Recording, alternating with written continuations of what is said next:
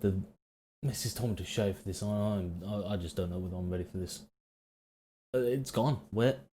What's up, everybody? Welcome back to another video. Happy New Year to you all. It's the first video of the year. I hope you had a great holiday season and Santa brought you everything that you ever wanted. However, if not, then this might be the video for you if you've got some money burning a hole in your pocket and you want to get a new PC. My name's Craig, otherwise known as the BFG Online. Welcome to the channel. Yeah, new year, new me. No beard. Or short beard, should I say? I really don't. I'm a content creator here on YouTube and on Twitch, helping you guys get the most out of your tech from product reviews, setup advice, and software tutorials. If, by the way, you haven't gone and followed my Twitch already, then go do that right now. Look, right now. Oh wait, I got nowhere to be. Do it.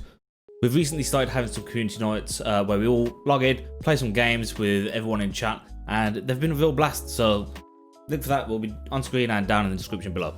So, this all came about when my good friend Bonner came to me and he said, "Hey Craig, I'm fed up with being the annoying guy who's still on console rather than on the master-race PC hype. Can you help me build a PC?" To which I obviously said, "Why, yes little Timmy, I shall help you spend your hard-earned cash." So he gave me a budget of about £2,000, which I think is about $2,500. So what I've done is I've gone through on PC Part Picker. I've spec'd out the machine that I think is the best bang for the buck you can get right now at the start of 2021. It's mainly going to be used for a gaming PC, but this will easily be able to do some video editing as well as live stream from a single PC machine as well. So if you're into that, definitely stay tuned. Now, this is probably going to end up being part one of a two-part series because my friend who's building this PC has told me that he's probably going to look into doing this on finance. So obviously you can't do that when you use PC Part Picker. So what I'm probably going to end up doing is I'll do a follow-up video to this where we'll go through some of the companies in the UK that offer finance on PC parts, and maybe even do a pre-built machine to see how much that comes out to. And we'll compare what you can build by yourself, what you can build on finance, and what the price difference is going to cost. If you guys would like to see any other price brackets covered, then please do let me know down in the comment section below. I'll keep an eye on it, and if there's enough demand, I'll do some more PC builds here on the channel to help you guys out in, I don't know, maybe some of the lower tier brackets, or even the super high spec brackets if some of you are into that. But yeah, let me know.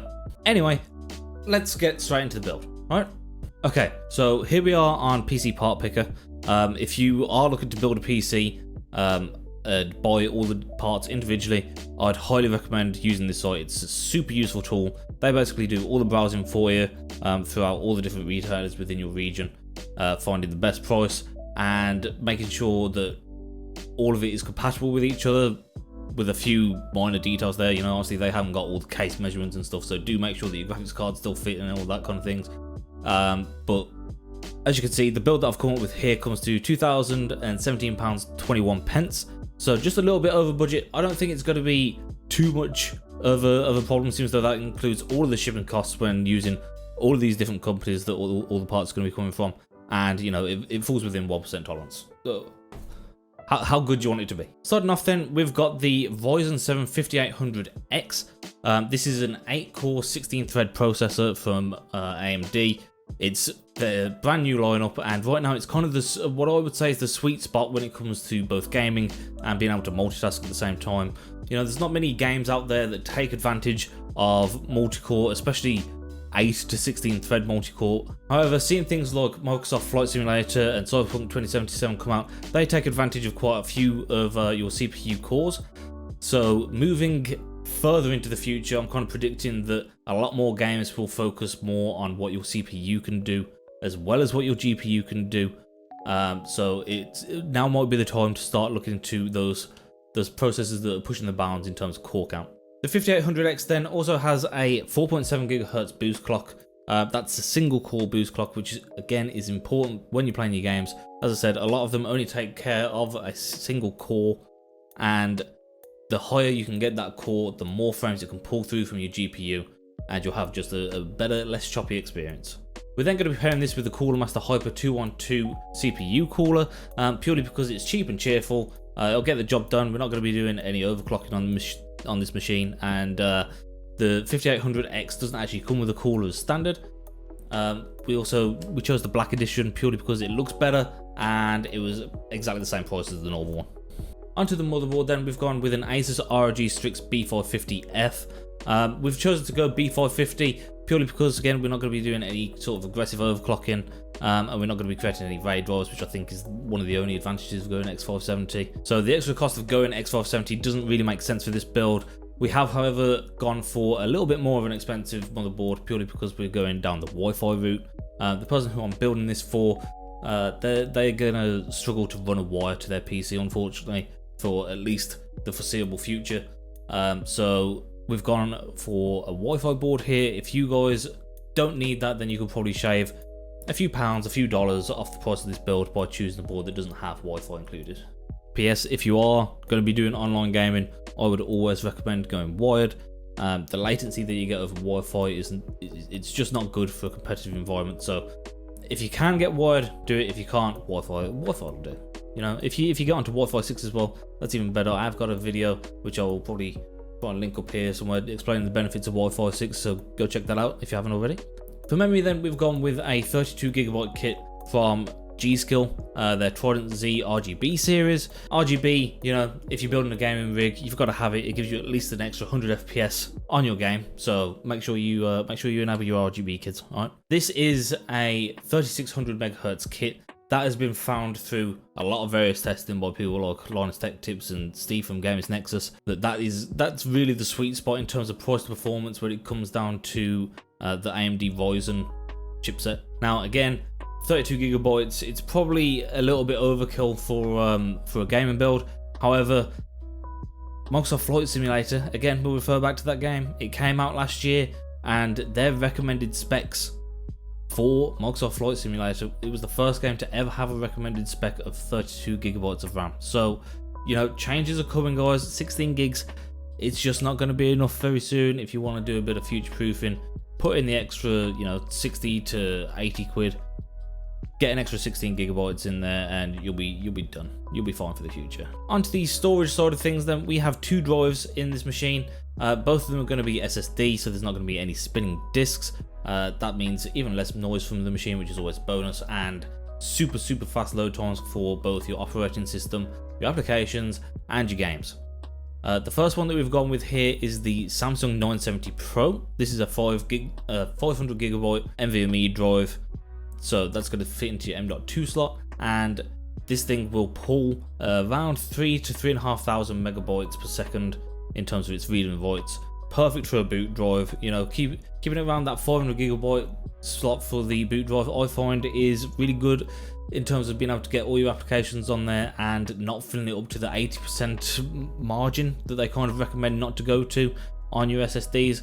250 gig. I used to run a 250 gig, and that it fills up, you know, and you do start to notice that it slows down when it gets past that 80% mark. So 512 is definitely the way to go here.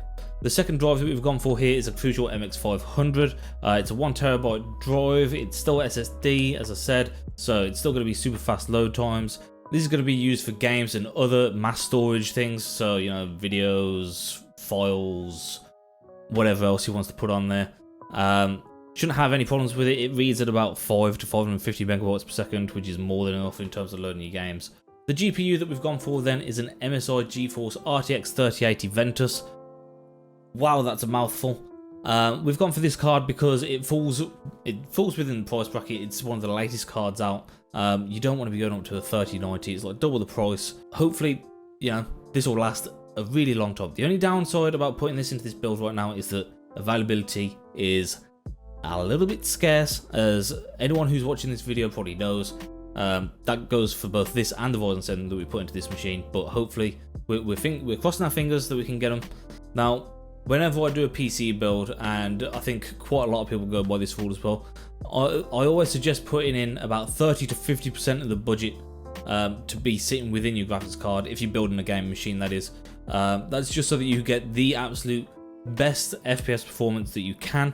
and it won't be something that kind of gets bottlenecked by the other parts of your system, because within that other 50% of your budget, you should always be able to buy, you know, a CPU that can handle the kind of frame rates that you'll be pushing. Another small benefit of going with this card is obviously it's from MSI, so they're very reputable. Reputable?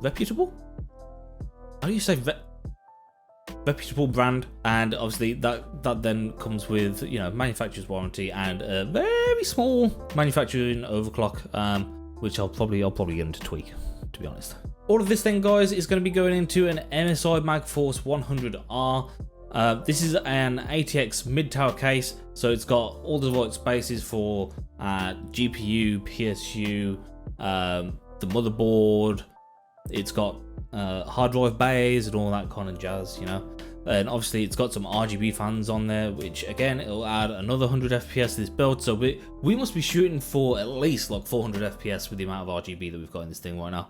The only real reason that we've chosen this case for this build then is because, you know, it looks half decent. Again, it's from a brand that we know can build a decent case.